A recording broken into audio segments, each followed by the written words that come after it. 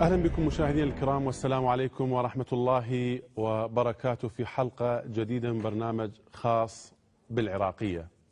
اللواء 54 التابع إلى الفرقة السادسة ضمن عمليات بغداد، ضمن منطقة بغداد، وما حمله لنا هذا اللواء من أسرار وكشف للمجموعات الإرهابية أو أخطر المجموعات الإرهابية العاملة في بغداد والتي لها ارتباطات في محافظات أخرى وكذلك بدول أخرى.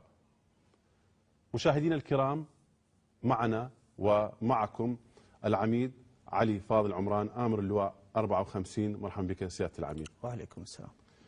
سيادة العميد، يعني سيكون لنا حوار حول يعني ما أنجزتموه في مواقف عديدة وفي مراحل عديدة ضمن عملكم في بغداد، ويعني المناطق التي ضمن سيطرتكم أو ضمن قاطعكم في بغداد، ضمن مجال السيطرة في قاطعكم في بغداد. ولكن ستوضحون لنا كيف أو ما هو الربط لمسككم أشخاص خارج بغداد أيضا، وكيف تمت هذه العمليات. ولكن اسمح لنا أن نشاهد هذا الفيلم أولا، ومن ثم نكمل البرنامج. مشاهدينا كونوا معنا وخاص بالعراقية وهذا الفيلم الوثائقي، وسنعود مرة أخرى ونتحاور حول الموضوع مع العميد علي فاضل عمران.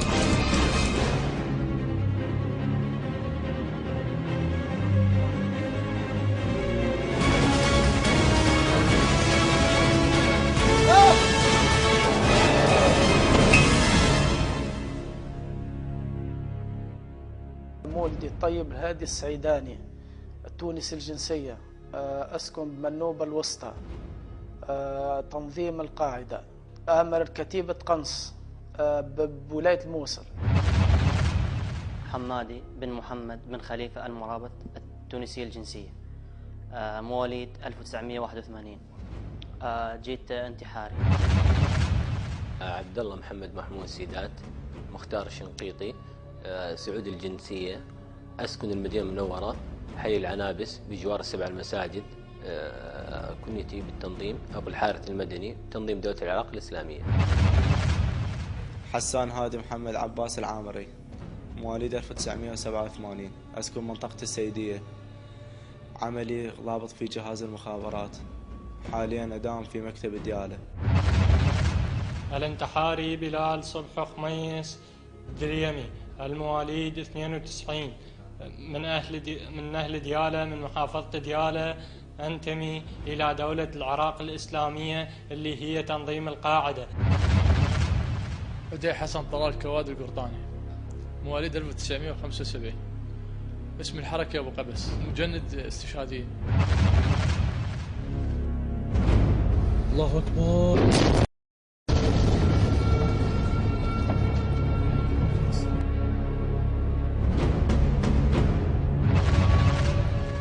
تشتغل بالليل من يوم،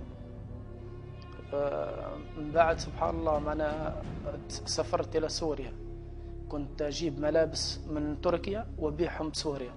كنت حتى معنا المكسب كان جيد، كنت أشتري ب500 ليرة من تركيا وأبيع بسوريا ب1000 وب1100 ليرة القمصلة. ربح جيد. أي كان ربح جيد. كان سيدي كنت التقيت بالفندق اللي كنت جالس به بمجموعة هم عراقيين، هم اكو بعض منهم سيدي اشتروا مني، معناها قالوا نريدوا نشتروا منك قماصل، فهمت شلون؟ فصار حكي، وكان وكو مجموعة حتى من غير بلدان، فهمت شلون؟ كلها تشتغل. فهذا من اللي التقيت بهم في الفترة هاي اللي كنت أشتغل الوضع جيد، لكن من بعد 5 7 أشهر هيك صار الوضع ما زين. والله قبل ما أدخل العراق كان يعني كنت شاب مثل الشباب، يعني أشرب حشيش، أشرب شراب، يعني أستخدم حبوب، عندي علاقات مع النساء كذا. بعد فترة يعني حسيت إني راح أموت يعني من الحشيش والشراب، فمباشرة يعني سبحت وتوجهت للمسجد النبوي الشريف، قعدت بالمسجد، زرت قبر الرسول صلى الله عليه وسلم، بديت أصلي وكذا، التزمت بالمسجد. فتعرفت على شخص عراقي اسمه بدران من أهالي حصيبة، وشخص سعودي اسمه أبو عثمان. فأبو عثمان بدأ يعلمني الأمور الدينية ويبين لي الأمور الدينية، عرفني على شخص يعني اللي هو بدران. فبدران بدأ يكلموني عن الجهاد بالعراق وكذا، إضافة إلى أنه كان هناك زيارات للشيخ حارث الضاري اللي هو رئيس كتائب ثورة العشرين، صاحب قناة الرافدين. كان زيارات له للسعودية، يعني كان يلتقي مع ب 2007 بالضبط، يعني التقى 2007 التقى مع الشيخ موسى القرني ب 2007. وبدأ الشيخ موسى القرني اللي هو كان السكرتير السابق لأسامة بن لادن، معتقل حاليا بالسعودية، وبدأ يجمع على بعض الشباب اللي راغبين بالجهاد وبعض المشايخ، وبدأ يتحدث حارث الضاري عن الجهاد بالعراق، وأن أهل العراق يرحبون بالمجاهدين لمقاتلة الأمريكان وإخراج الأمريكان، وبدأ يجمع الأموال ويحرض الشباب للخروج للعراق يعني. فكان هذا الواحد يدعى اسمه كمال، فسيدي هذا سحب موضوع قال ليش ما تروحون للعراق؟ فذهبت للعراق عن طريق يعني السعودية، أنا وشخص إماراتي اسمه عمر. توجهنا إلى سوريا مطار دمشق، بعدين تعرفنا على شخص اسمه بدران، وجدنا اسم بدران أمامنا، أخذنا إلى منطقة دير الزور، ومن هناك عبرنا إلى يعني قرية مجاور الحد العراقي، وعبرنا داخل العراق. استقبلنا واحد أبو وهب عراقي مهربش هو سابقا مال الغنم والجقاير ومال هذا. من بعد هم حولونا لغير مكان ثاني، ومن بعد جاتنا سيارات قالوا راح ننقلوكم رضوانية، جاتنا سيارات مظللة. جابونا بمظافة، هم طبينا بغرفة هي شقق يعني سكنية، طبينا بالبيت، طولت حدود هناك أكثر من 10 أيام.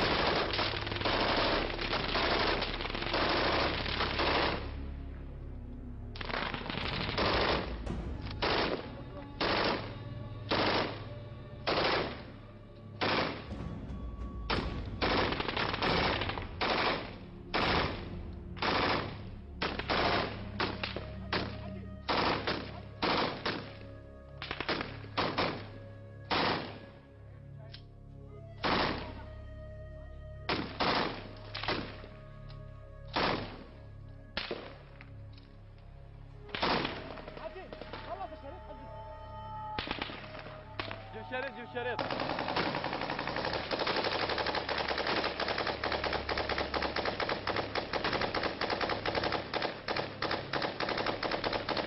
تكبير.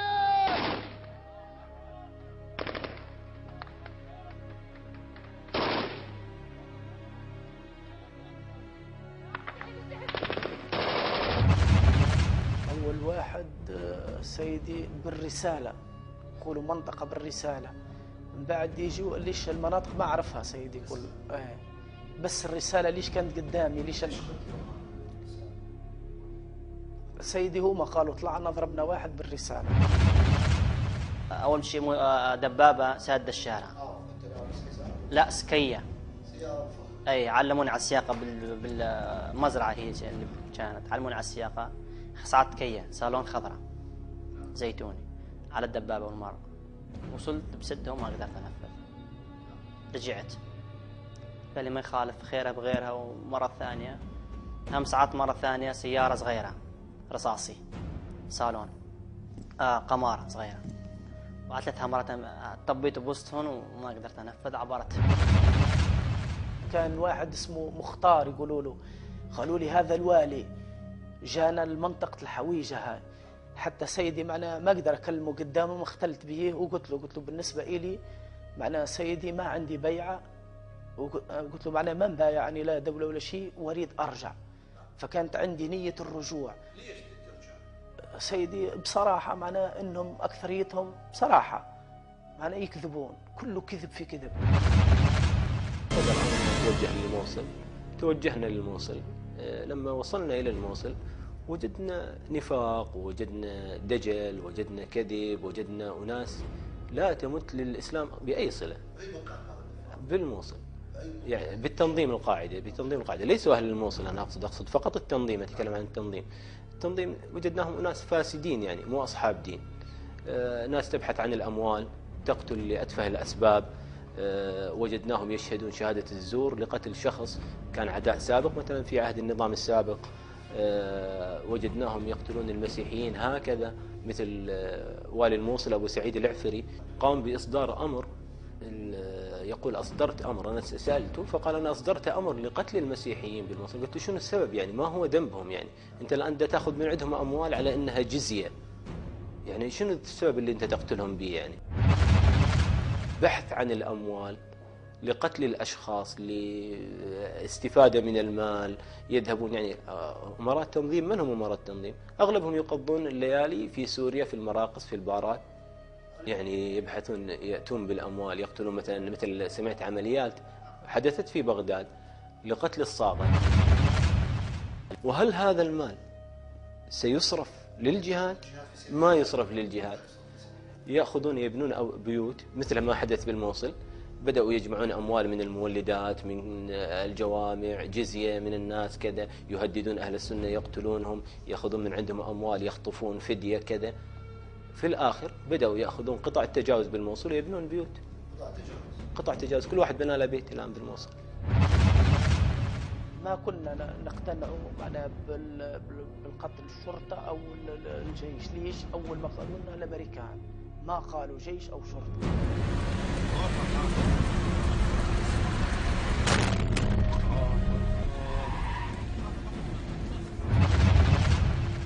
وجدت أناس ما يصلون، ما يقومون الليل، لا يقرؤون قرآن. وجدت أناس يعني كنت أقيم مع شخص في البيت، وكان معنا أخوه الصغير معتقل الآن أخوه ففي أبو غريب، منطقة أبو غريب.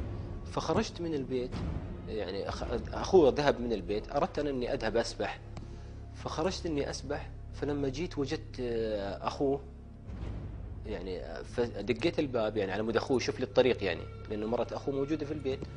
فجاني الولد الصغير قال يقول لك عمي تعال أكو طريق. فلما ذهبت وجدت إيش؟ أم الولد دا تغسل والطفل الصغير وراها، يعني هذا الشاب وراها، يعني يريد يغتصب مرة أخوه. إضافة إلى أنه مرة من المرات يعني أذكر يعني سمعنا بحادثة لواطة وغيرها، كانت تحدث أمور مثل هذه. لا مصداقية ماكو نهائيا.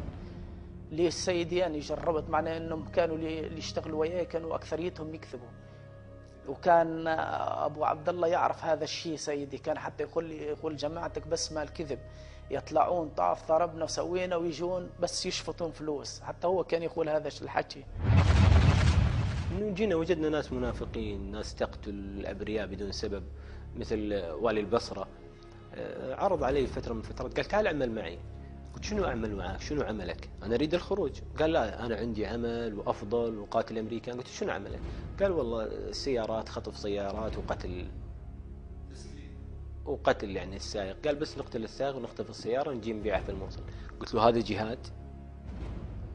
قال هذا الجهاد اللي احنا نسويه، هذا تسليب. قلت له على ربيع بعاج وديش المناطق، رحت على جهة البيجي واستقريت بسامارة، بالجزيرة مال سامارة. ايه. شو عندك الجزيرة السامراوية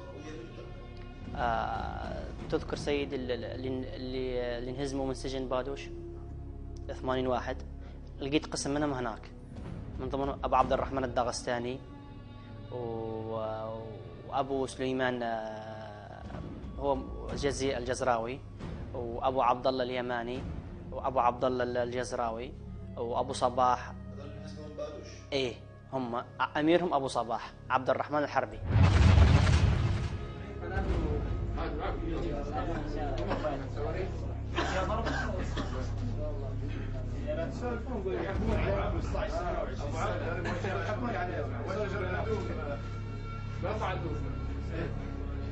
ونحمد الله سبحانه وتعالى الذي من علينا بمنه وكرمه بفك أسرنا وأسر إخواننا المجاهدين. إنا على درب أبو عمر نمشي صف بصف يا دين الإسلام اللي كلنا نفدا. ثم نشكر أخوتنا الذين شاركوا في غزوة الإفراج من سجن بادوش، الأنصار والمهاجرين. سولفوا شباب. ايه في يدقون البطاح. سولفوا. الحمد لله الحمد لله الحمد لله. يا معود شنو تاكلون انتم؟ ها؟ شنو؟ انت قلت لي اني بالبدايه ما اعطيت بيعه لان انا انتحاري. ايه. الان انت اصبحت مقاتل. ايه، اعطيت بيعه. ايه، اعطيت البيعه للدوله الاسلاميه. الدوله الاسلاميه. شو تسوي بالجزيره بعد؟ شنو عملك؟ طبيت مقاتل. ودوني حتى على اشتباكات بس ما قدرت. طلع عندي فتحه بالقلب، ذبحه قلبيه، ما قدرت اركض، فاضطريت اني اظل اداري. بعض الفتاوي التي تصدر من المشايخ يقولون مثلا الجهاد بالعراق أولى من الجهاد في إيش؟ في غير دولة. يعني يقولون العراق ثغر المسلمين، ويبدأون يتكلمون عن بغداد الرشيد وكيف تذهب بلاد المسلمين، وإذا ذهبت بلاد المسلمين ستذهب، يعني إذا ذهب العراق ستذهب سوريا، ستذهب السعودية.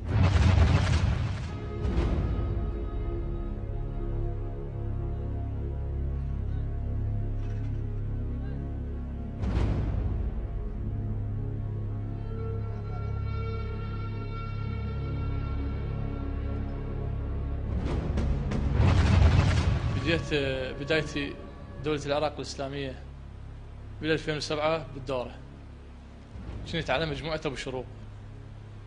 بدينا سيدي أول مرة اغتيالات، وبعدين سيدي قمنا نفخخ سيارات. قالوا لي تو نداوم، قلت لهم ما يداوم بالنجف. اي نعم. وسألوا عن المكاتب، مكتب دياله. بعد ما دليتها مكتب دياله، عبد الله هيأ خطة للانتحاريين. انتحاريين اثنين، الأول فجر نفسه بنقطة، والثاني دخل بسيارة نوع كيا بيست وفجر المكتب. تمت العملية. بعدها هيئ العملية المكتب النجف. فخخنا السيارة اللي انفجرت بالكرادة سيدي، بجرائم الكرادة. فخخنا سيدي السيارة الثانية اللي انفجرت بالمصرف بساحة النسور. فخخنا السيارة الثالثة اللي انفجرت بالدورة مدرسة النهضة. أخذتها للنجف، دليت المكان، وهو كان يريد يعد نفس العملية، بس صارت ظروف انه الانتحاريين اللي لزموا وأجل العملية.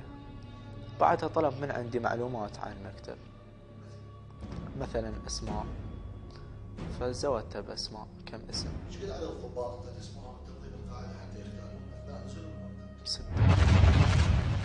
سيارة سيدون فخناها أنا والمدعو أبو شروق وأبو أركان وأبو مريم.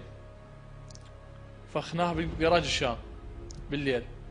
الساعة 9 ليلا، وبيتناها سيدي بالجراج لأن كان المحل مال أبو شروق. وثاني يوم سيدي الصبح طلعت.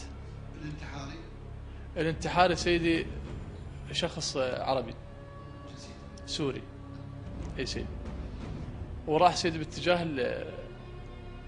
المصرف. اي نعم سيدي، مصرف سيدي يم ساحة النسور، وتمت العملية بنجاح سيدي. دخل الدورة مديرية جهاز المخابرات ببغداد. اي نعم. شنو كانت الدورة وش سويت فيها وين نعطيك معلومات؟ هم نفس الحال عبد الله العاني، راد من عندي هم اسماء وزودته باسماء. طلب من عندي اسماء انه منو اشخاص اللي يداومون وياك، وطيت الاسماء الاشخاص اللي يداومون وياي. نعم. موقع الجهاز هم يندلونه بس المكاتب ما يندلوها سيدي. اي نعم. غايتهم تفجيره، ويندلون شيء قليل عنه يعني، بس مقر الجهاز ما يقدرون يوصلونه لأنه محصن. تعرفت على ابو قبس ان عنده مطعم مال فلافل، واني اكل يمه فلافل وهذا الاكل يمه يوم عن يوم. تعرفت عليه اكثر وقلت له اريد استشهد. العملية الأخرى سيدي بالدورة، سيارة برازيلية حمراء فخخناها وركناها مدرسة النهضة،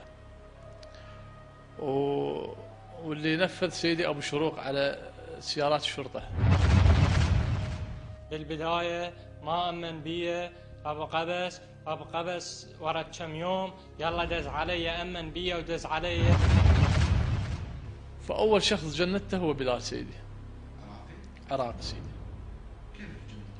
سيدي بلال كان يبيع بصف محلي، يبيع لبلبي، فقام يتردد عليه أكثر من مرة. فكان يحكي لي يقول لي أنا بمدي ألبس حزام وأروح أستشهد. تحولت إلى العامرية في منطقة بغداد، في منطقة العامرية. فأول مرة حكيت وياه، وبعدين قلت له ترى أنا أمزح وياك لأن خفت من عنده سيدي. أخذت لي كم يوم كان أصيح عليه، قلت له أنت الحكي اللي حكيت لي صحيح؟ قال لي إيه صحيح. فحكيت وياه أني، ظليت أحكي وياه لحد ما قنعته. كيف قنعته؟ سيدي حكيت له عن الجهاد وعن الجنة وعن الحور العين. وبعدها بدت يما بقبس ليلة. جاب عبد الرحمن سيدي بسيارته الكوريلا، وكان وياه وهاب. فصاحوا لي واخذت بلال عليهم سيدي. الانتحار سيدي. دزني لانمار، وانمار وداني لدياله، اني واحد وياي اللي يتلقب ابو الحارث. فسيدي بلال وابو الحارث نفذوا مجلس محافظة دياله.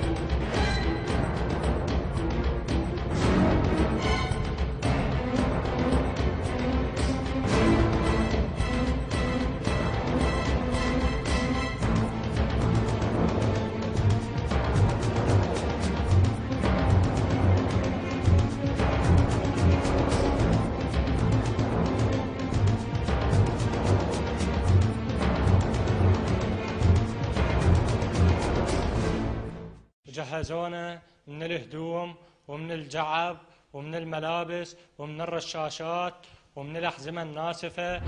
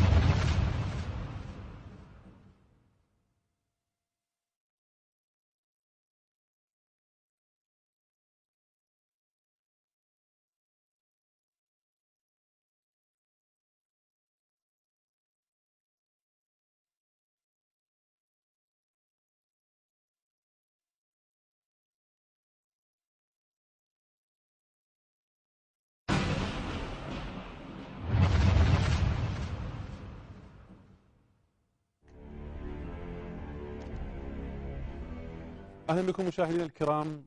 شاهدنا الفيلم يعني عرضنا فيه الانتحاريين العرب، وكذلك مجند انتحاريين وهو عراقي، وعملية إرهابية انتحارية في مجلس محافظة ديالى. سيادة العميد أهلا بك مرة أخرى.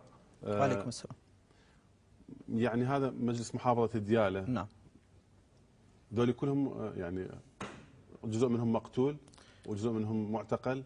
نعم. تشرح لنا عليهم شوية؟ نعم. بسم الله الرحمن الرحيم.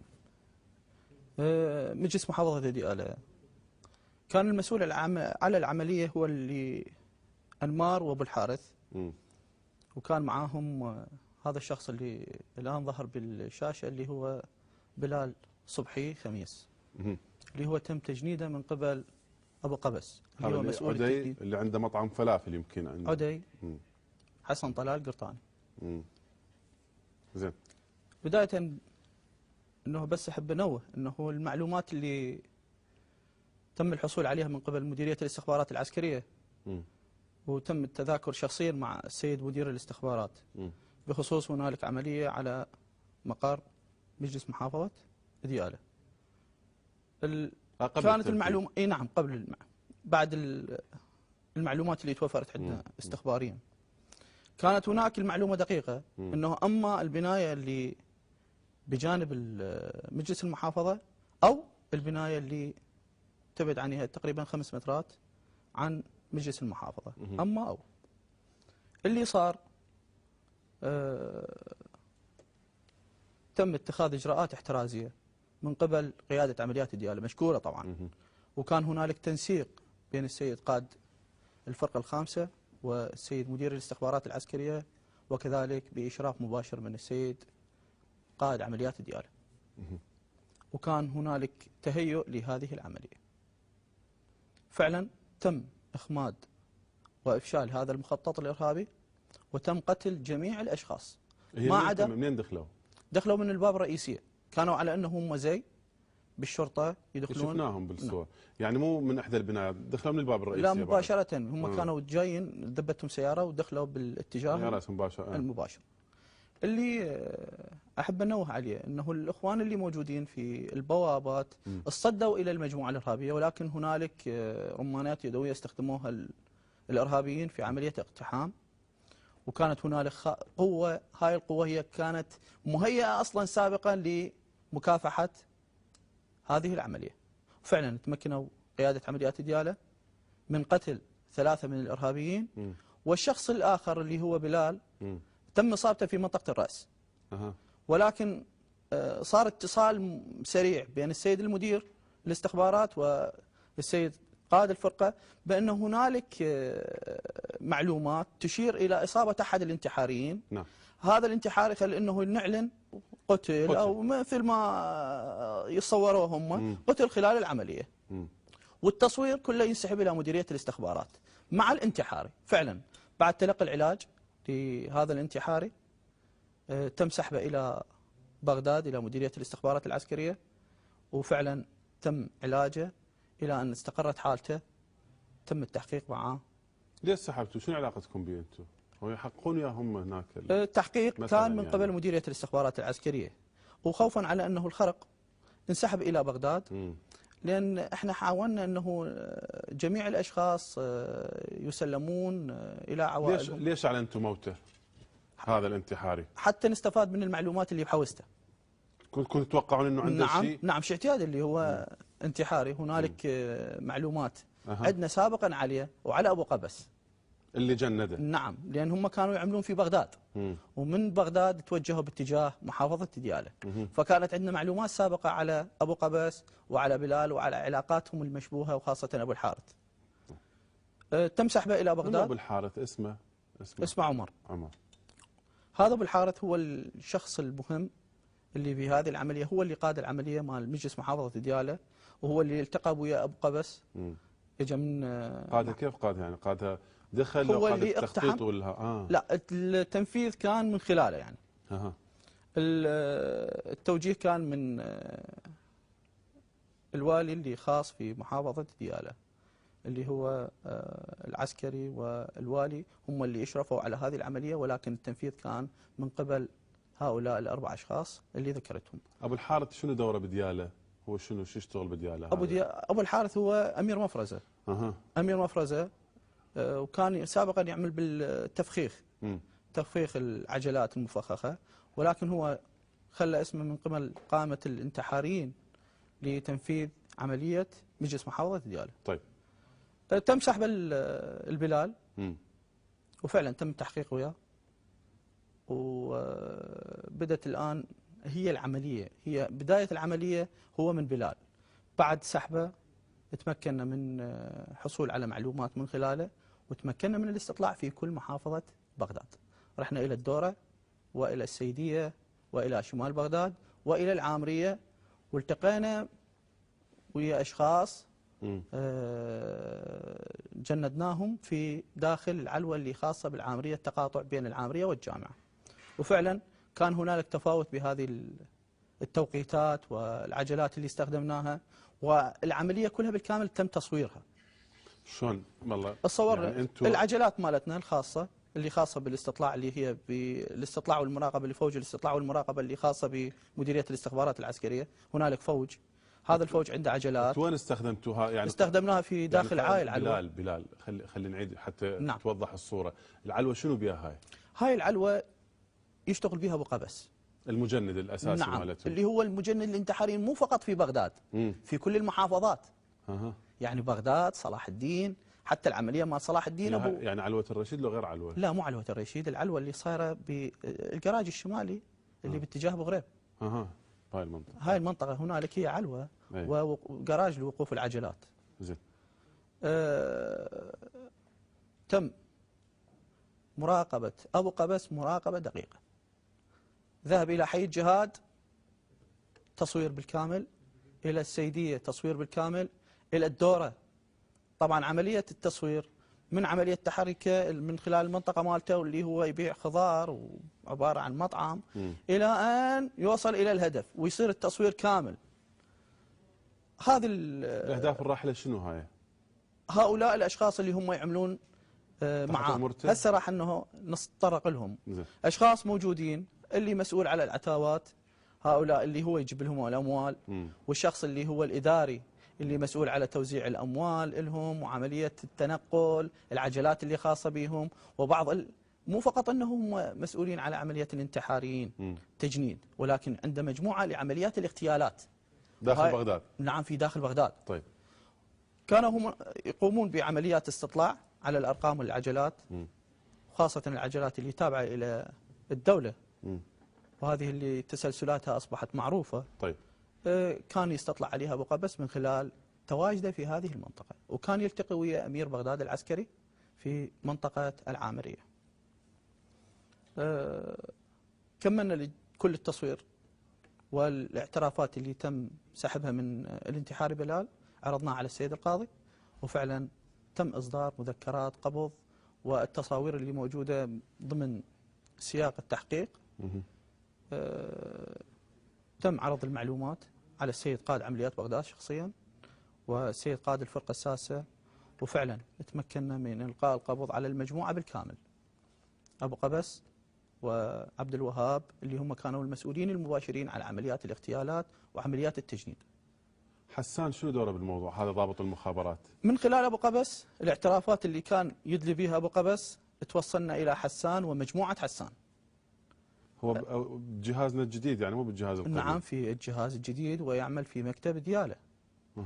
جهاز يعني المخابرات الوطني. شخص مدسوس خلينا نقول، مخترق وتم اختراقه عن طريق النوادي الليلية، وهو كان يسهل لهم بعض القضايا في عملية نقل وتحريك بعض العجلات المشبوهة من خلاله شخصيا. يعني استخدم هويته ولا شيء. وكان هنالك مخابئ. طبعا كانت عندنا معلومات كاملة، يعني المعلومات احنا ما تنفذت هذه المعلومات إلى لغاية ساعة الصفر بيوم واحد تم تنفيذ العملية، وعملية كانت شاملة في كل بغداد وخارج بغداد. احنا عندنا وقت ناخذ على هاي العملية اللي نفذتوها والأشخاص واللي الاعتداءات اللي نفذوها هؤلاء الاشخاص. ولكن بودي ان اعود الى نفس الفيلم اللي عرضناه والى بدايته، الى العرب. نعم. العرب الثلاثه. نعم. اثنين التوانسه. نعم. والسعودي. نعم. اللي هو العرب اثنين توانسه والشخص السعودي. المهم بهؤلاء هو الشخص السعودي. هذا الشخص السعودي كان هو مسؤول التطوير للصواريخ والعبوات الذكيه في تنظيم القاعده. وبالنسبه لي اللي هو عبد الله سيدات. سيدات. هذا الشخص مهم، دخل العراق سنه 2007 عن طريق النخيب، بعدين الى الحدود العراقيه دير الزور العراقيه السوريه، ومن ثم الى منفذ ربيعه الحدودي، ومن هناك دخل الى داخل الموصل، وبعدين استقر في داخل بغداد بعد ما تزوج من امراه من اهالي الموصل وانجب منها اطفال. وحقيقة أنت لو تعيش الواقع المر اللي عاشتها هاي العائلة العراقية، وخاصة هذه الشابة من أهالي الموصل مع هذا الشخص، كان ما يملك المال، دائما يحاول يتنقل حتى يختفي من قبل الأجهزة الأمنية. لغته يعني من الصعوبة أنه يتقن اللهجة العراقية، اللكنة العراقية، لأن هو عربي الجنسية. الطفل كان غير مسجل، عنده أطفال اثنين غير مسجلين نهائيا، والمرأة أنه غير مسجلة، أنه هذه على ذمته فقط عقد أمام الأمير مالته. وتم إغصاب عائلة المواطنة بزواجها من هذا الشخص. وين لقاهم يعني اغتصابهم؟ وهي مرات واحد نعم يعني الحقيقة تحط علامات استفهام. نعم. يعني هل فعلا هو يعني دخل على عائلة وأجبرهم أنه يزوجوا بنتهم؟ نعم. أم ربما الأب يعني عفوا للكلمة يعني نعم. لا يمتلك من الخلق الإسلامي والعربي والعراقي شيء، يقدمون يبيعون يعني أشبه بالبيع والشراء، ولا يعني كيف عندكم فكرة شلون تزوج هو هذا؟ كان أخ هذه الشابة هو في تنظيم القاعدة. متبرع بأخته مثلا لو شلون يعني؟ هو أنطى أخته إلى الأمير لأنه هو عربي، يعتبر أنه هو أكفى وأذكى من العراقي. هي تتبرع بأخته يعني تتبرع بأخته إليه يعني؟ نعم. قال له هاي أختي أنه أنطيك إياها بدون شروط وبدون عقد، وأعقد عليها أمام الناس. قال له أبدا أنا ما أقدر أعقد عليها. هذا الوالد طبعا، الوالد قام يتكلم ويا ابنه، قال له ما يصير، أنه إحنا عندنا أقرباء وعندنا أعراف وتقاليد في يعني الأب رفض. الأب رفض، ولكن تم تهديد الأب، والأب ما قدر، والأب كان غير موافق لا هو ولا أم الشابة العراقية. زين الأب كان يدرب ابنه يشتغل ويا القاعدة؟ الأب كان يعلم بابنه أنه يشتغل بالقاعدة، ولكن بس ما كان موافق. كان يمنع أصلا ابنه، كان يمنع أصلا من الخروج بالشارع. لأن هم في منطقة ريف، مو داخل مدينة. زين. في منطقة البعاج شمال الموصل. إذا أكو يعني الآن امرأة وطفلين. نعم. طبعا بدون يعني هذه قصة، يعني قصة كبيرة يبدو. لأنه هذه يعني حاصلة في كل المناطق والمحافظات، يبدو اللي دخل بها تنظيم القاعدة. يبدو أنه عشرات النسوة العراقيات، وربما يصلون إلى عشرات أو مئات الأطفال العراقيين يعني يعيشون يعني هاي مشكلة عدم تسجيلهم. يعني هذه قصة أخرى ربما نتناولها في حلقات أخرى. لكن اللي شفته هو هذا عبد الله يمكن أكثر الأشخاص يعني قدرة ولباقة على الحديث وعلى تقييم الأمور. نعم. وعلى تقييم ما حصل في تنظيم القاعدة يعني، وعنده رفض لمعتقداتهم أو لحركتهم. مثلا بالموصل يعني يقول لك بقول الفلوس يشترون بها أراضي يعني. نعم. يشترون بها بيوت، ويسهرون يروحون السوريا يسهرون بالملاهي، وهم أمراء لتنظيم القاعدة. فكان يبدو أنه رافض هذا الموضوع يعني. أنت لو تعتقدون هذا الرفض حقيقي لو قدامكم، لأنه شاف نفسه بعد بزاوية بعد انتهى الأمر؟ أستاذ كريم خلينا نعطيك في التفاصيل على هذا الشخص. زين. هذا الشخص هو من السعودية. كان يسهر في النوادي الليلية ويأخذ العقاقير والحشيشة، وكان أصلا هو موظف في الإعلام في داخل المملكة العربية السعودية. بعد ذلك وصل إلى حالة الموت، أخذ جرعة زايدة، انقل إلى المستشفى، أهله أصبحوا شاذين من عنده، يعني بشكل أنه أصبح غير مرغوب بداخل العائلة. نعم. توجه إلى الجامع النبوي لغرض التوبة أو لغرض النصح. هنا هي أصبحت المشكلة بعد لقاء بأشخاص من الداخل الجامع. قبل أن نتحدث عن الأشخاص اللي جندوه، نعم، واضح أنه تنظيم القاعدة، يعني سواء هذا بلال اللي ببساطة تحس أنه غير مكتمل العقل، تحسه مختل عقليا يعني بطريقة كلامه، نعم، زائدا هذا عبد الله سيدات اللي أصلا كان هو يعني يمارس حياة انحلالية تماما، نعم، وتحول إلى الدين كما يقول، بمعنى أنه خلفيته الدينية ليست قوية. يعني هم يستهدفون الأشخاص أما ضعيفي الإيمان بشكل حقيقي أو من يشعرون بذنب كبير ويريد يعوض عن ذنبه، فيقنعوه أن أسرع تعويض للذنب هو أنت تروح للعراق وتقتل العراقيين فأنت ترتاح يعني، والله سبحانه وتعالى يرضى عليك، نعم، والرسول يرضى عليك والأمور ماشية يعني.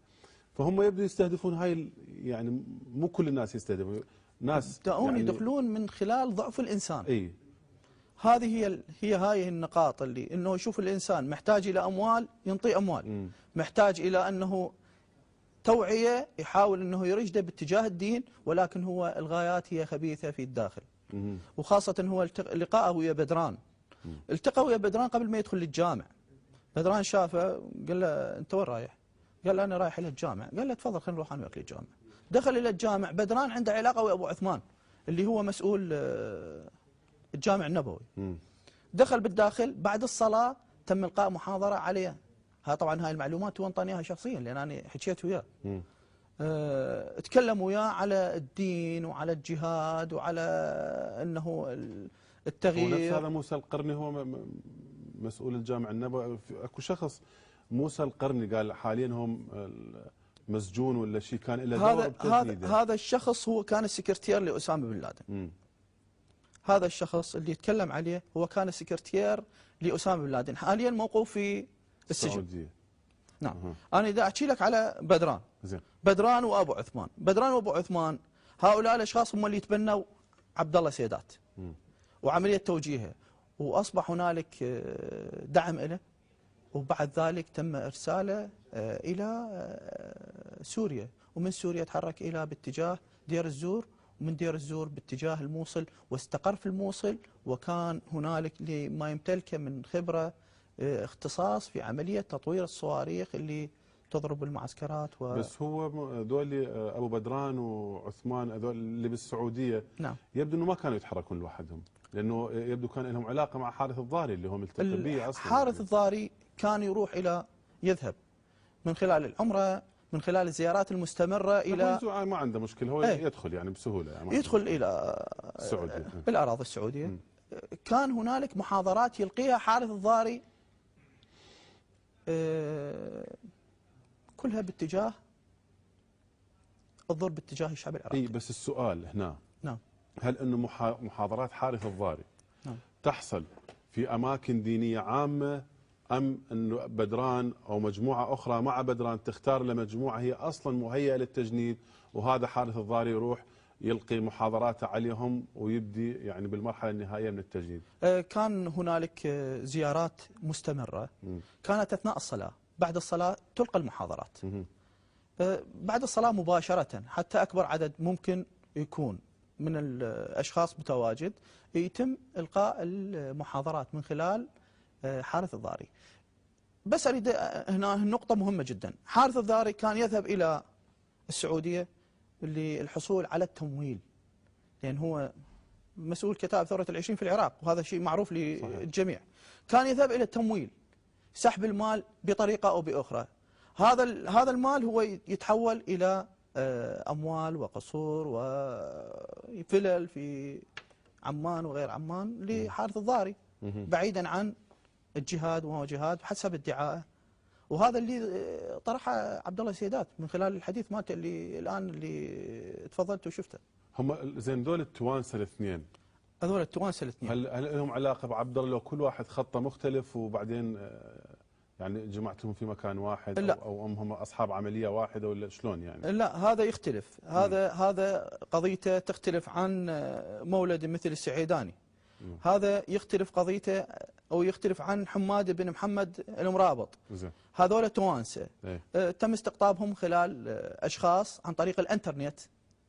عن طريق الانترنت دخلوا الى الانترنت، تباحثوا ويا اشخاص وصار لقاءات، وتم تسفيرهم من مناطقهم على حسابهم الخاص الى داخل الاراضي السوريه، ومن ثم باتجاه منطقه البعاج في الحدود العراقيه. هم هذول مهيئين فقط للانتحار؟ هذول كانوا مهيئين الى الانتحار. ما عدا عبد الله سيدات، هذا ما كان مهيئ الى الانتحار. كان انه يجي هنا حتى يكون الى فد منصب قيادي في تنظيم القاعده. لان حسب اللقاءات مالته، انه اللقاءات مالته كانت ويا حارث الضاري، كانت ويا بدران، وكانت ويا امام المسجد اللي هو ابو عثمان. التوانسه دورهم بالموصل كان اكثر شيء؟ هم هذول التوانسه جو الى الموصل في انه في بالهم انه عمليه انتحاريه. ولكن فشلوا لعمليتين. حماد بن محمد فشل في عمليه تنفيذ، خاف بداخله، وبعد ذلك اصبح اداري مسؤول على العتاوات وعمليه جمع الاموال والابتزاز لاهل المولدات والمحال والمراكز الصناعيه في داخل الموصل، كانت تجمع وتوزع من خلاله عن طريق الامار. وبالنسبه لمولدي، لا، مولدي هذا شويه اهميته اكثر من حمادي، لان حمادي اصلا هو في داخله جبان، ما عنده القدره القتاليه. ولكن مولدي لا، اصبح امر مفرزه قنص في الموصل. هنا كان جميع العمليات اللي كانوا ينفذها انه باتجاه الجيش الامريكي. ولكن بعد ذلك انه اصبح هنالك جيش عراقي، وكانت العمليات تنفذ على شباب عراقيين هم من القوات المسلحه العراقيه، ان كان من وزاره الداخليه او وزاره الدفاع. وكذلك عمليات الاغتيالات اللي صارت في الموصل كان هو اللي يشرف عليها من خلال وظيفته كانه هو آمر مفرزه للقنص والاغتيالات. يعني هؤلاء كان يعني ربما اقصى ما وصلوه من تسلل الى العراق في عام 2007، كلهم دخلوا في نفس السنه، لو سنواتهم مختلفه يعني؟ لا، سنواتهم عبد الله سيدات خلال سنه 2007. مولدي السعيدات دخل سنه 2008 الى داخل الاراضي العراقيه. بالنسبه لي حمادي دخل نهايه سنه 2007. ايضا لفت انتباهي شيء. نعم. قال انه يعني هذا المولدي قال نقلونا من الموصل او للبعاج، من البعاج الى مكان الى الرضوانيه، نقلوهم الى منطقه الرضوانيه. هسه مو مشكله النقل، هي عادي يتحولون من مكان لمكان. نعم. بس اللي لفت انتباهي قال انه سيارات مظلله، يعني انتقلوا من مكان الى مكان بسيارات مظلله حسب اعترافه وقوله. نعم. اللي ظهر بالفيلم. نعم. إن ربما يتبادر إلى ذهن المواطن العراقي وذهننا احنا بتفكيرنا خلينا نقول البسيط، يبدو أن هنالك يعني جهات معينة نعم. ربما لها دور سياسي معين في العراق بحيث تستطيع الحصول على سيارات مظللة وتستخدم هؤلاء أو تستخدم سياراتها المظللة في نقل هؤلاء المجرمين من مكان إلى مكان أو تساعدهم بطريقة أو بأخرى. يعني إذا ما تقدر، إذا أكو معلومات سرية أو خاصة نعم. فلك الحق نعم. في الاحتفاظ فيها. نعم. لكن يعني سؤال سألته المواطن هسه قاعد يسأل يقول زين هذا مظللة، شلون وين لقيت المظللة؟ هسه أي مواطن عراقي يقدر يسعى السيارة مظللة ما توقف أي سيطرة. نعم. تعال يا أبويا شنو أنت مسؤول دولة شنو يعني؟ بعض السياسيين في السابق كان هنالك لهم دور كبير في تمويل المجاميع الإرهابية، أمثال عبد الناصر الجنابي، أمثال محمد الدايني. هؤلاء معروفين. التفجير اللي صار في البرلمان، نعم، مجلس النواب، كان مسؤول عليه محمد الدايني. وكان محمد الدايني في داخل المنزل مالته وفي المكتب مالته العجلات المفخخة تصنع. وهذه الاعترافات من خلال المجموعة الإرهابية اللي تم إلقاء القبض عليها من حماية اللي كانوا يستخدمون العجلات المظللة وإلى ذلك. فهي مو غريبة على. ايش مدريك انت محمد دايني عن السيارات المفخخة هي بالبيت؟ أنا لقيت القبض عليهم. ولهذا يحشون عليه. نعم، خلي يحشون عليه. إيه؟ أنا دا أنفذ واجبي. طيب سيادة العميد اسمح لنا بفاصل. نعم. ومن ثم نكمل البرنامج.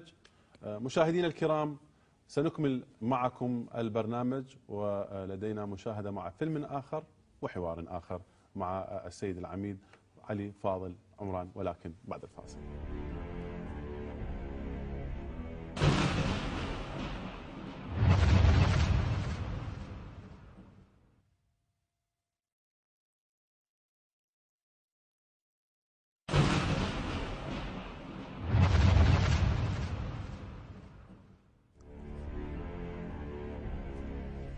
مشاهدينا الكرام، خاص بالعراقية نعود لكم مرة أخرى والعميد علي فاضل عمران، وحوار حول نفس موضوعة يعني العمليات والمجموعات الإرهابية التي تم السيطرة عليها وإلقاء القبض عليها، ولكن بعد أن نشاهد فيلما آخر. سيادة العميد، يعني هنالك فيلم يعني حسب يعني استمرارية لهذه المجموعات الإرهابية.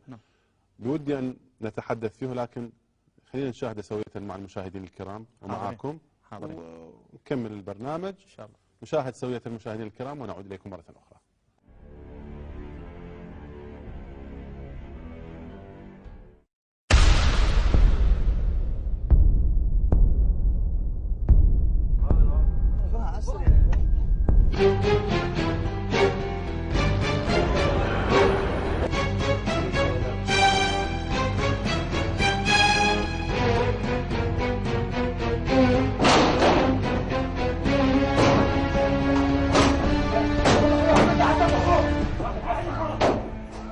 سلمان فاضل شبيب الجبوري، مواليد 1965، سكنت بغداد منطقة حي الجهاد.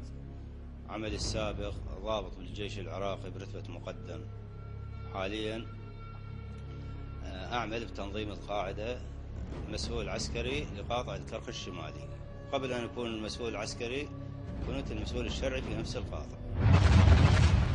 وسام عبد الرحمن طالب رشيد العبيدي، مواليد 81، سكن شارع حيفا.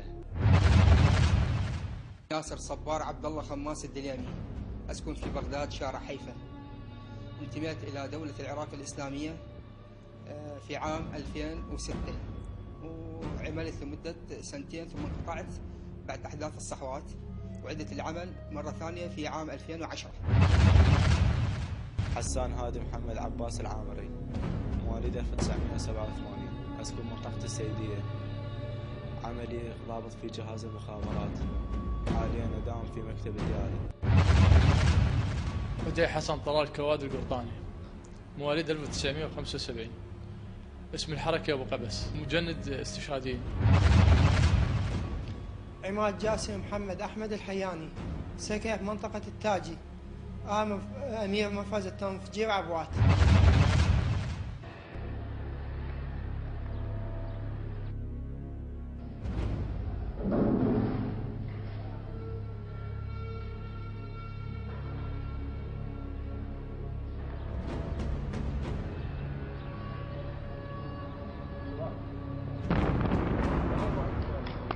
الله أكبر.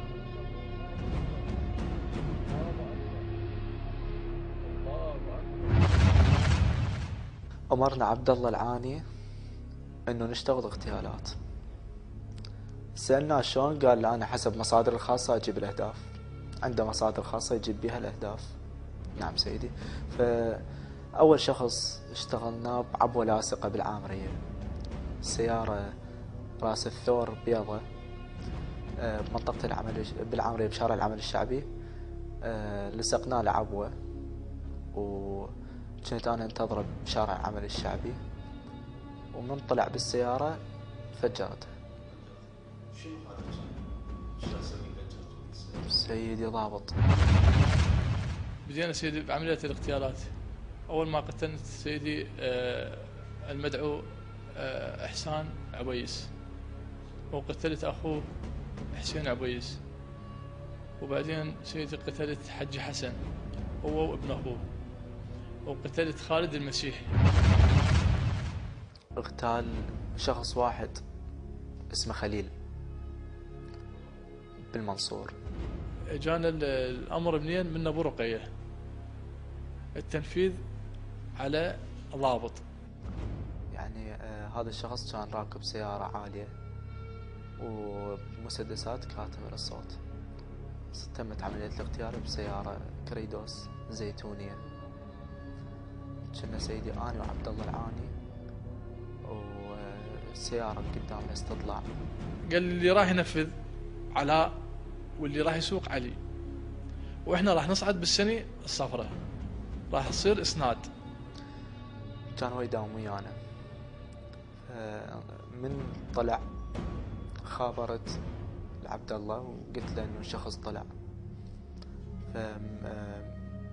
من طلع تقريبا هو بالمنصور، كان بسيارة عالية وطبقنا بصفه بسيارة كريدوس زيتونية وضربنا سيدي مسدسات كاتمة للصوت.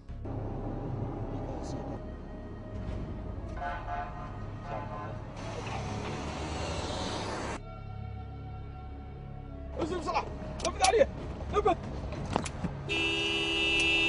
اصعد، نفذ خليه يطلع كله.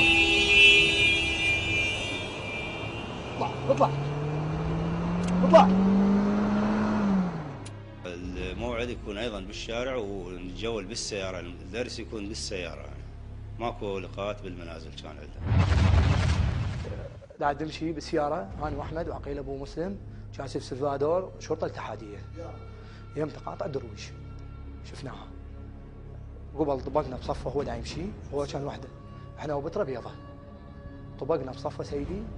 انا شيت قاعد لي ورا، شيت شايل ثاني، شيت شايل مسدس 13 سيدي. طلعت نزلت الجامعه، طلعت على الجامعه ضربته سيدي. لا سيدي صوت نفذت عليه.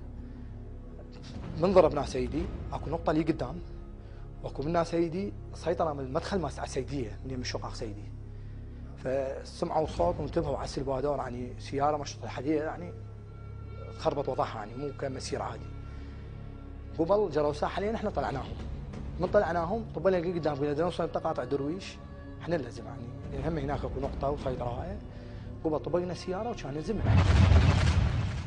قمنا بنصب عبوه ناسفه في ساحه اللقاء، وتم تفجيرها على رتل من السيارات الأمنية. هي مركز مال حي صدام سيدي. نعم سيدي. سيدي سني بيضة، أنا وأحمد وعقيل أبو مسلم سيدي بال 2010 نهايته سيدي. أنا وعقيل أبو مسلم وأحمد سيدي. سني بيضة سيدي، حطينا عبوة لاصقة سيدي ونفذنا عليها. وبوقتها يعني احمد عقيل ابو مسلم قال يعني عندنا قال معلومات، قال شكو سني من رقمه منفيه بالاخير 28، بالبدايه 28، يعني هاي للضباط. العمليات اللي تمت بالاشراف يعني زرع العبوات الناسفه واللاصقه لسيارات القوات الامنيه الجيش والشرطه.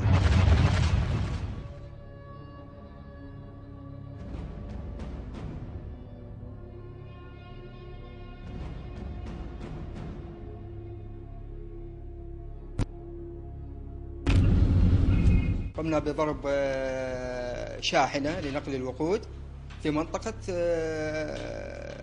التاجي بالقرب من بوابة بغداد.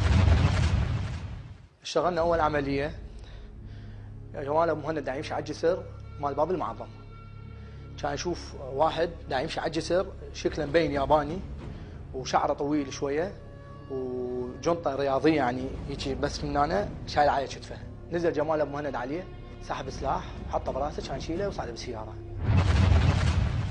يعني عمليات خلال فتره يعني استلام القاطع يعني بحدود 25 إلى 30 عمليه بالعبوات الناسفه في مناطق العامريه والغزاليه والكاظميه والعطيفيه والطوبشي ومنطقه العلاوي وفي منطقه المنصور ايضا بعضهم.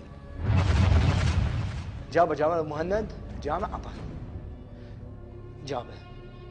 جيت اني وامجد ابو حسين ومصطفى نوفي وجمال ابو مهند. فلم تقتلوهم ولكن الله قتلهم وما رميت إذ رميت ولكن الله رمى. اشرح لنا على هذه الصورة وين أنت؟ نعم سيدي. نعم سيدي هاي الصورة، هذا ياباني واني الفوق بالنص، ومن هنا أنا طويل أمجد أبو حسين، ومنها مصطفى نوفي. اكو جامعة عطى غرفة، جبناه دقينا هاي اللافتة على الحائط، قعدنا الياباني، كنت اني واقف هاي على وقفتنا قبال جمال ابو مهند واحد يصور. نعم اي ذاع البيان الامجد ابو حسين سيدي، ذاع البيان. من خلص البيان انا جريت الحربة وكان ذبحه. نعم سيدي جريت الحربة وكان ذبحه. من ذبحته بس يعني انا اذبح، بس لزمني من هنا مصطفى نوفي ومنها امجد ابو حسين همين وياي، يعني الزوم من هنا، يعني واحد لزمني شتافه كتفه، واحد لزم لي رجله وانا ذبحته. خلصنا الذبح شلناه ماكو، خليناه بالسياره. اخذ جمال ابو مهند ودبه بالبساتين مال يعطي فيها مستشفى الكرخ. اول ما استلمت المفازع جاني امر على اليات التبليغ. كان هناك يعني مجلس الوزراء وضعوا خطه 100 يوم من اجل كسب ود الشارع العراقي. قال هو الامر جاي انه كلها تنضاف على مود ال 100 يوم اللي نطاها رئيس الوزراء. فاجت التوجيهات بضروره افشال هذه الخطه. تم تكليفنا بعده واجبات من بينها ضرب الاليات وبعض السيارات التي تقوم بدور الخدمات في شوارع بغداد. عندي موعد يعني يومي مع كل آمر مجموعة التقي به ضمن وقت ومكان محدد يعني متفق عليه سابقا. نلتقي إذا أكو توجيهات أو تبليغات بلغهم بها، إذا هم عندهم أمور أو مشاكل واحتياجات راح يطرحوها عليهم. هذه الأوامر تطرحها أنت المجمع، الأوامر تأخذها؟ أخذها من الوالي. نعم الوالي أبو وائل السعودي. عندي موعد وياه يومين بالأسبوع، يوم الاثنين والخميس. أي نعم كنا نلتقي في يوم الاثنين كان لقانا في مقابل دائرة التقاعد.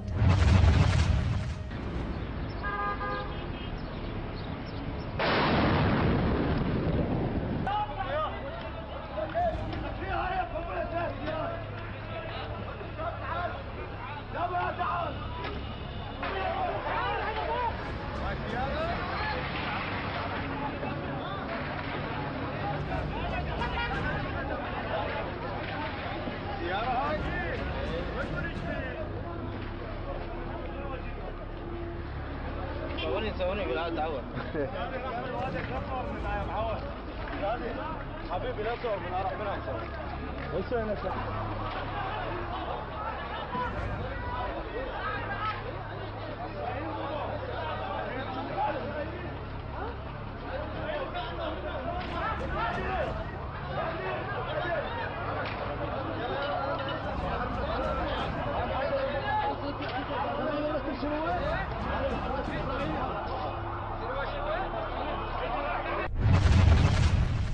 ضرب الزواج سيدي اليواني.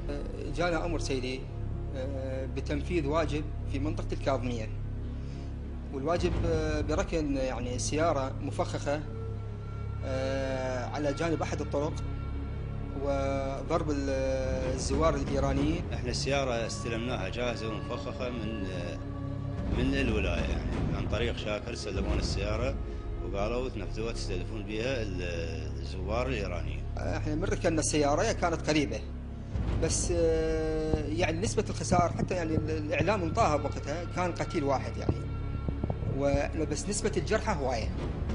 ليش؟ انه المنشاه عاليه فالتفجير يصير يضرب المنطقه السفليه ما يضرب المنطقه العلويه. من يا سيدي ما سيد الحي.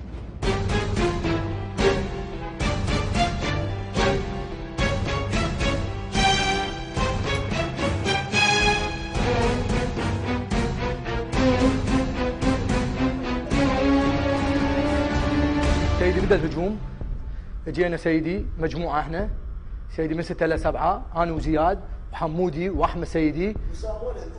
سيدي اني هذا ابو الشفقة سيدي ابو الشفقه الزرقاء سيدي، هدوم الزرقاء سيدي، شايل مسدس سيدي، قبل فتنا على السواق سيدي قبل من المحلات طلع واحد سيدي، قبل ضربته سيدي قتلته عشان شايل مسدس 13 والجو الصواغ انقتلوا، وقبل كان ادير ظهري على الورا لا اشوف خاف ما حد جار سلاح او شيء ماكو، لحد ما انتهت العمليه لم زياد شايل جنطه وشاكر شايل جنطه سيدي، قبل لموا الذهب سيدي حطوه بالجنطه وانسحبنا سيدي.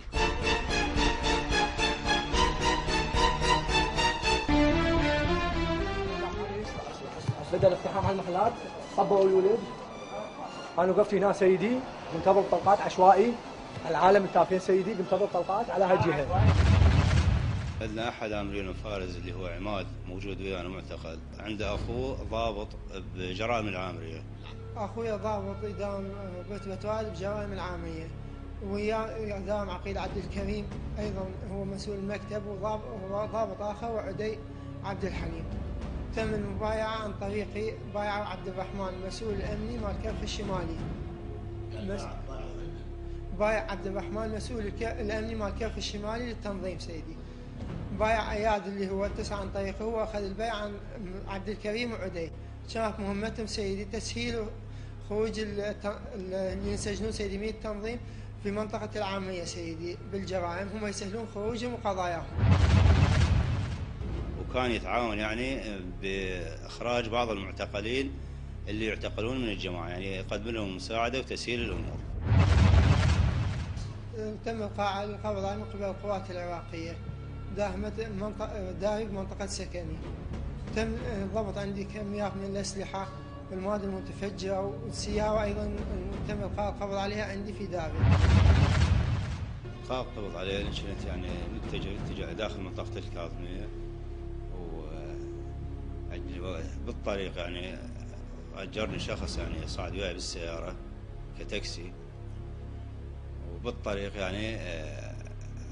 يعني حاول يغير اتجاه السياره، وحسيت به انه عسكري يعني، واخذ يعني انا فريت بالاتجاه المعاكس والسياره ضربت الصبه وهو انصاب يعني اذكر براسه. بعدين من خلال مع القوه اللي القت القبض عليه اللي هم كانوا يعني وياه تبين انه هو ضابط استخبارات اللواء 54.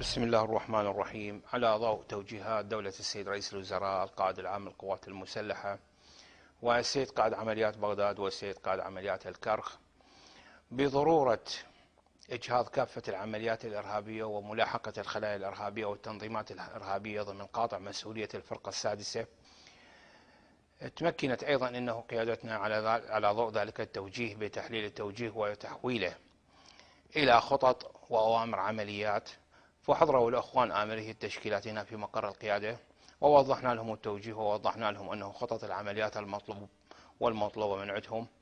وانطلاقا من مبدأنا في العمل الاستباقي انطلقت القوات اللي هي متمثلة في لواء 54 ولواء 22 ولواء 24، وكانوا حقيقة جميعهم سباقين في هذا العمل.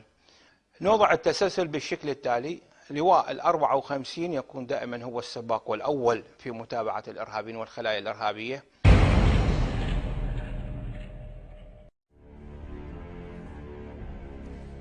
أهلا بكم مشاهدينا الكرام، والجزء الثاني من خاص بالعراقية والعميد علي فاضل عمران. معلومات كثيرة ذكروا، نعم، بس كيف اعتقلتوهم هاي المجموعة؟ يعني هذه المجموعة خلال السيارة اللي الآن هو حكى على السيارة لونها زيتوني، هو قال خضراء، هي لونها زيتوني.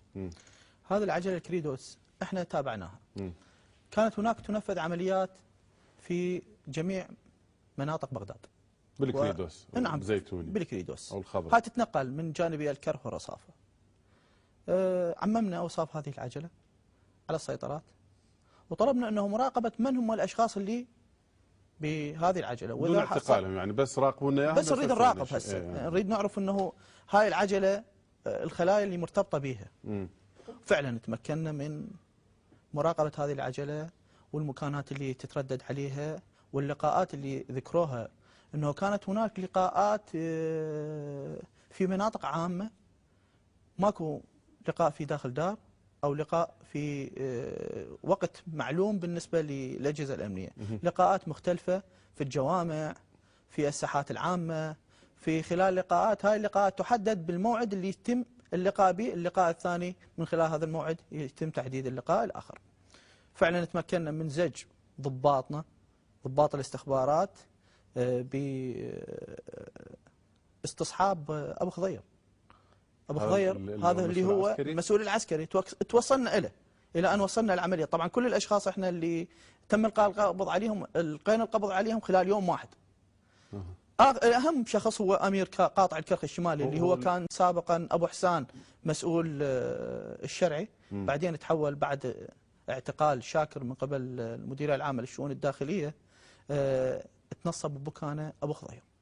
أبو خضير هو أصبح من المفتي الشرعي، أصبح الآن هو المسؤول العسكري لقاطع الكرخ الشمالي. يعني هو اعتقاله يبدو لي أنه كمين، يمكن مميز يعني، كمين جدا، لأنه دا يقول يعني صاعد التاكسي. نعم.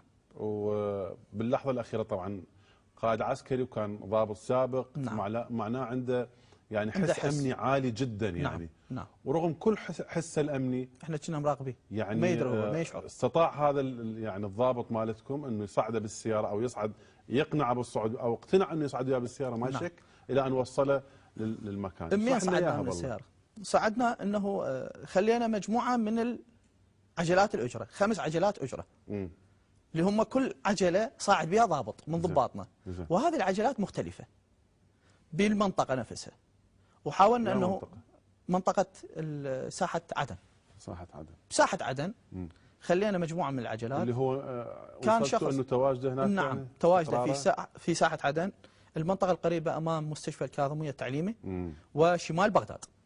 خلينا هذه العجلات ترابط، عرفنا موعد اللقاء مالته، فعلا حددناه الساعة واليوم، دفعنا من خلال المعتقلين يعني سابقين عرفتوه؟ من خلال الاستخبارات، من خلال انه زج ضباطنا في معاهم يعني، اخترقتوهم يعني، اخترقناهم بالكامل، يعني هم ما يشعرون. هذه المنظومه اخترقتوها. ابو ماريا كان عنده لقاء. منو ابو ماريا؟ اللي هو ياسر صبار. هذا هو الشخص المنسق. طبعا احنا نعرفه ابو ماريا من التفجيرات اللي صارت بالسفارات، والعمليه اللي كانت مقرره انه تحدث في الإمام موسى الكاظم عليه السلام، اللي تم إفشالها من قبل اللواء والتنسيق مع الإخوان اللي في قيادة الشرطة الاتحادية. نعم. في منطقة الكاظمية. تم إلقاء القبض على ياسر في منطقة ساحة عدن. بنفس الحالة أنه كان هو عنده موعد بنفس التوقيت بعد نصف ساعة في منطقة أمام مستشفى الكاظمية التعليمي على الشارع الخدمي. ومع من؟ مع هو اللي هو أبو حسان، اللي هو يسمى الاسم الثاني أو الكنية الثانية اللي هو أبو خضير. فعلا كنا مشتركين بالعملية. أنا شخصيا كنت بالزي المدني. عندك تاكسي لو شنو كان عندك؟ لا، أنا كنت أشرف على العملية بالكامل. ما عندك تاكسي. نعم. كان ضابط الاستخبارات اللواء. اتصلت به، طبعا الأجهزة بداخل العجلات غير مرئية والأجهزة محدودة جدا. اتمكنا من زج ضابط الاستخبارات انه يخليه في التاكسي مالته. وفعلا من التاكسي مالته اخذناه من منطقه الكاظميه الى ان وصلناه منطقه العلاوي. واحنا وين كان يروح هو؟ عنده لقاء في منطقه العلاوي. هو في اللحظه الاخيره شعر انه هذا الشخص، يعني طبعا هو رايح للمنطقه العلاوي، احنا نعرف العلاوي انه رايح، بس احنا جارينا. قبل ما يوصل للمنطقه المقصود عليها احنا لاحظنا انه السياره انصدمت باحد الكتل الكونكريتيه اللي متواجده بالشارع. فالضابط انجرح براسه مباشره، تم القاء القبض عليه واعتبرناه انه حادث مروري، حتى لا انه تكون هنالك عمليه وتنعرف من قبل الخلايا اللي موجوده، لان حسينا هنالك شخص يراقب المكان، لان خلى الحادث في هذا المكان هنالك شخص، وفعلا كان هنالك شخص تم إلقاء القبض عليه. من خلال مجموعة الأشخاص اللي متواجدين تحرزنا عليهم، فعلا اعترف على أحد الأشخاص وتعرف عليه أبو مارية بعد معرفته بأبو خضير تم إلقاء القبض عليه. الآن هذه العملية انطينا ساعة الصفر أنه بالتنفيذ على جميع المناطق اللي تتواجد بها هذه الخلايا. فعلا خلال فترة 3 ساعات إلى 4 ساعات تم إلقاء القبض على جميع الأشخاص، والآن هم في قبضة. أي مناطق اللي هم بها كانوا يتواجدون؟ في كل مناطق بغداد. يعني أنطيك شمال التاجي، الطارمية، شاطئ التاجي، منطقة الكاظمية، السيدية، أبو غريب، جنوب بغداد، المنطقة اليوسفية، إضافة إلى منطقة الدورة. الدورة طبعا بها عدة مناطق كانوا متواجدين بها، منطقة الدورة، منطقة البلديات، ومنطقة الأعظمية. العدد الكلي كم؟ هاي المجموعة يعني تقريبا الكلي 84 واحد. يعني عملية نوعية. مؤكد عملية نوعية، لأنه يعني هذا العدد الكبير من مجموع السهولة. يعني الإخوان المواطنين، أنا عن مدى أبالغ بهذا الموضوع. أنا أحب أنه الإخوان المواطنين يفهمون ما هو دور الأجهزة الأمنية في حفظ الأمن. احنا عندنا معلومات استخبارية، هذه المعلومات إذا ما راح نخليها بالطريق السليم احنا نقدر نعتقل خلال شخصين أو 3 أشخاص، وبالتالي هذه المجاميع هي تشتغل بالتنظيم الخيطي.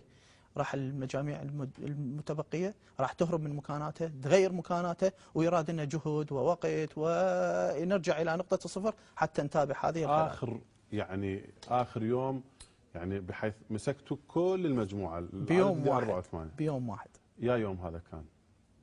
يعني شنو يا يوم؟ يعني قصدي أي يوم من يعني قبل شهر، شهرين، 3، أي يوم اللي مسكتوا آخر شخص؟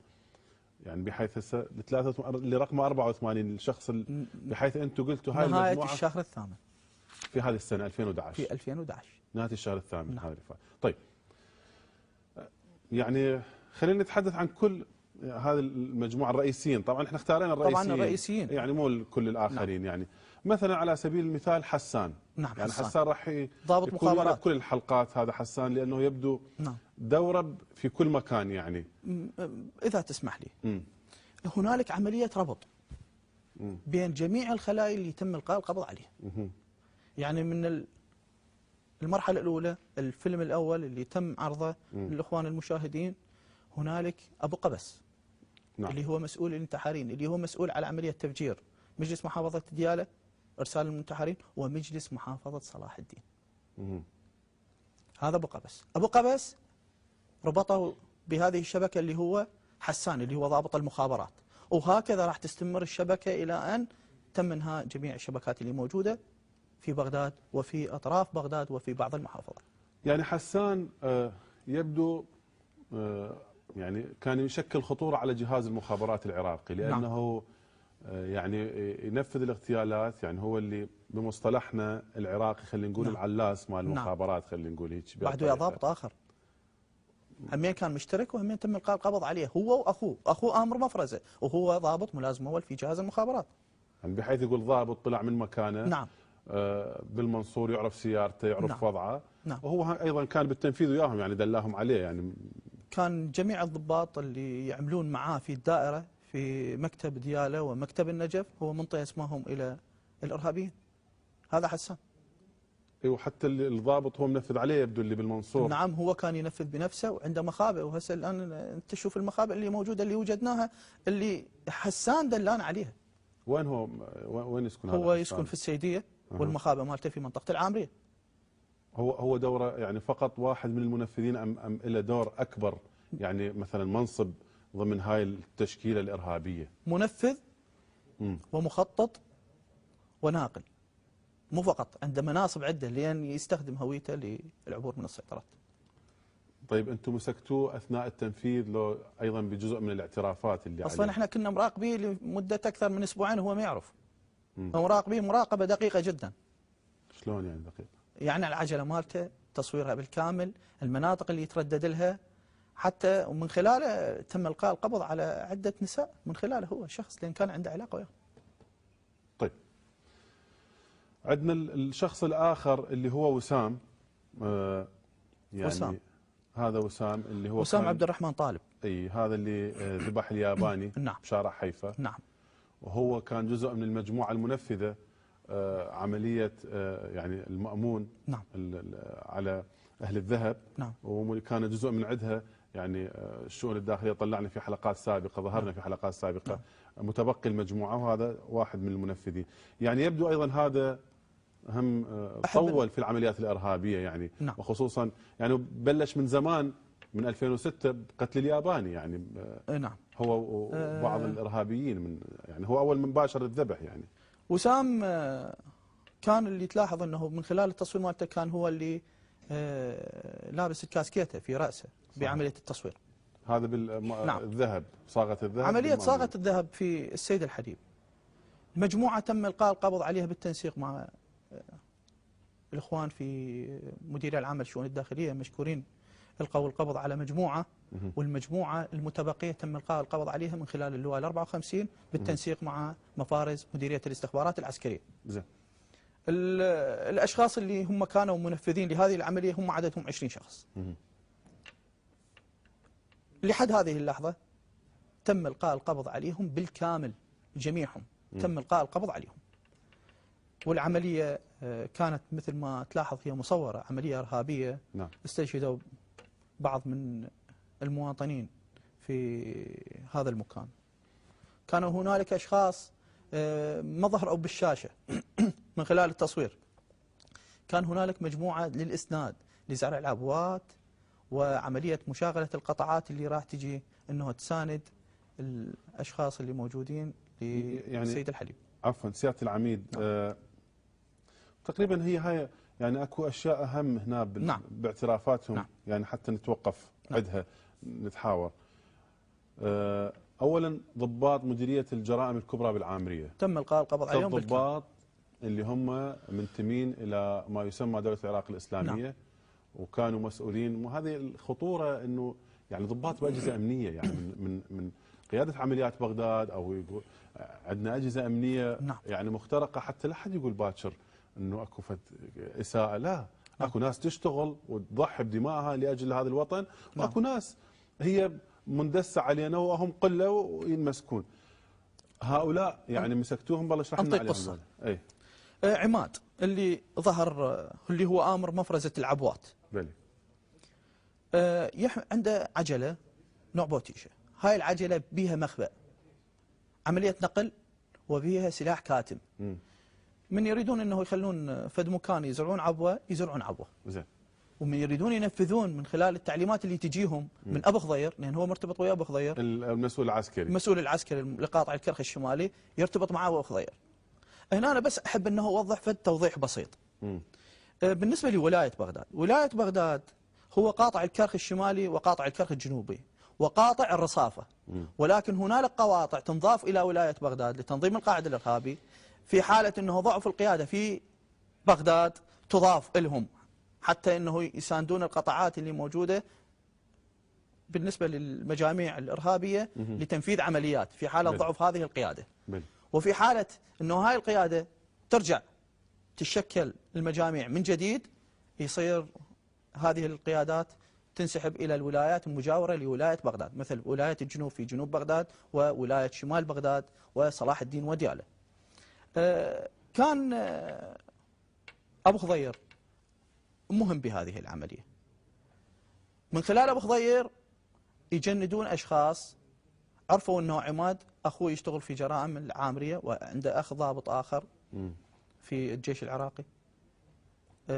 هذول الأشخاص طبعا احنا صورناهم وعرفنا أنه يداومون في هذه المكانات، وتم إلقاء القبض عليهم والتعرج عليهم بدون ما حد يعرف.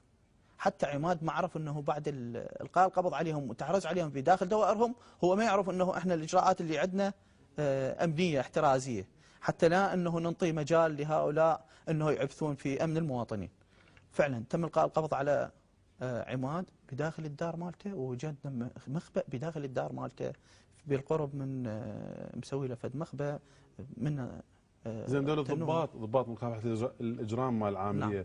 اعترفوا على انه طلعوا مجرمين وارهابيين لو لا زالوا يعني. تعرف بعض التحقيق بالنسبه للضباط انحالوا إلى القضاء، والقضاء هو تكفل في عملية التحقيق معهم. طيب،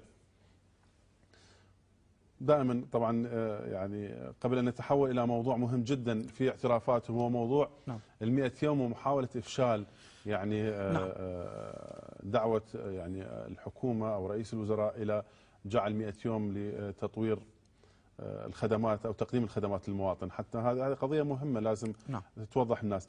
قبل أن ندخلها شوية نحكي عن يعني للإيضاح لموظفينا، لضباطنا الكرام، لأعزائنا فيما يخص الأرقام، وحتى لمؤسسات الدولة المعنية بتوزيع الأرقام أو إعطاء الأرقام لسياراتها. يعني أصبحت هذه مكشوفة، يعني هاي يمكن المرة السابعة أو العاشرة نطلع إرهابيين نفس الحديث، أرقام بداية 28 أو 47 أو كذا، وحكومية منافيسك.